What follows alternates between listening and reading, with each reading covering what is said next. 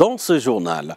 À la une de l'actualité, je vous l'annonçais dans les titres, l'Assemblée générale du RPG Arc-en-Ciel s'est tenue ce samedi au siège du parti, au centre du meeting. Vous allez le voir, l'explosion du dépôt d'hydrocarbures de Kaloum et l'organisation des élections étaient au centre des échanges. Oumar Sow pour plus de détails.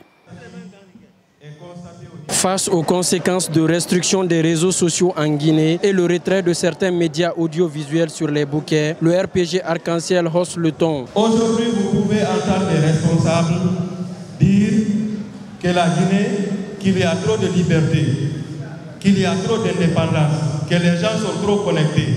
Est-ce que ça, ce n'est pas un recul?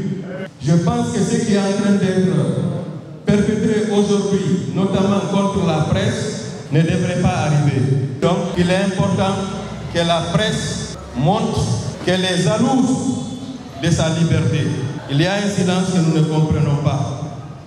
Malgré l'engagement des autorités, lors de l'explosion du principal dépôt d'hydrocarbures de Kaloum, le RPG Arc-en-Ciel exige à ce que la lumière soit faite dans cette affaire. Par ailleurs, l'enjeu relatif au retour à l'ordre constitutionnel prévu en 2024 a été évoqué. Tout récemment, il y a eu l'incendie ici, à Kaloum, précisément à Korontine, dans le dépôt de carburant.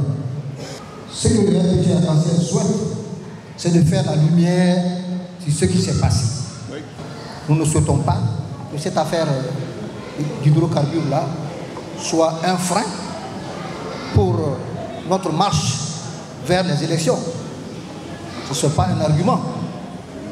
Donc nous souhaitons qu'ils mettent le bouchée double pour que les 11 mois qui restent soient strictement respectés.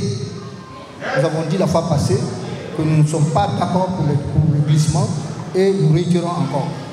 La question relative à la détention de certains anciens dignitaires du pays a été abordée par les membres du bureau politique national du RPG Arc-en-Ciel qui dénoncent la procédure. Nos responsables, nos camarades sont injustement emprisonnés. Sauf la grâce de Dieu et des bonnes volontés, ils vont encore passer la fin d'année et le nouvel an en prison, à l'absence de leur famille. C'est dommage. Souhaitons que Dieu parle dans les bonnes oreilles des nouvelles autorités. Dr Kassouri Fofana, honorable Damarou Kamara, Bill Silla, puissent vraiment se rejoindre leur famille.